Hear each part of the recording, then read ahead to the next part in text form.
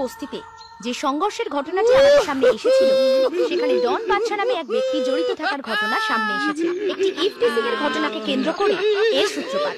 শোনা গেছে ডন বাদশা রকি নামের যুবককে প্রচন্ড মারধর করে।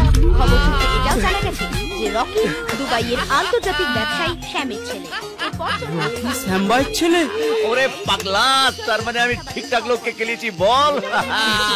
আমরা জানতে চাইছি ডন বাদশা রকি মুখ একজন তরুণকে প্রহার করে উচিত কাজ করেছেন কিনা। আপনাদের যদি মনে হয় হ্যাঁ, তাহলে ও মন্টু, দেখ পাবলিক আমায় কেন ফেমাস করে দিয়েছে, ফেমাস। ও ফেমাস।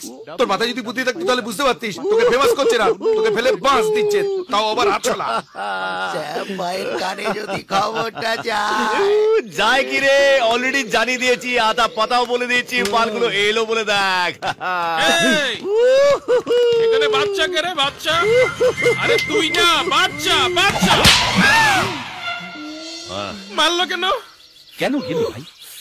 ও তুই ডন বাদশা? ঠিক চিনেছিস। তোরও মাথাটা মোটা কিন্তু ওর মতন নয়, ওর তো শরীরটাও মোটা।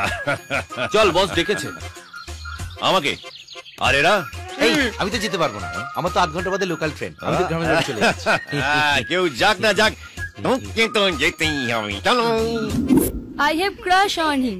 I love Don Badsha and I love Don Badsha. Actually আপনার সাথে ঠিক কি হয়েছিল একটু বলবেন? একটা ছেলে আমাকে খুব ডিস্টার্ব করতো, তারপরে ও এসে আমাকে বাঁচায়, তারপর থেকে আমি ওকে খুব ভালোবাসি। কাম সারছে, এতটা পুপুলা রইল কি করে? তা তো ঠিক।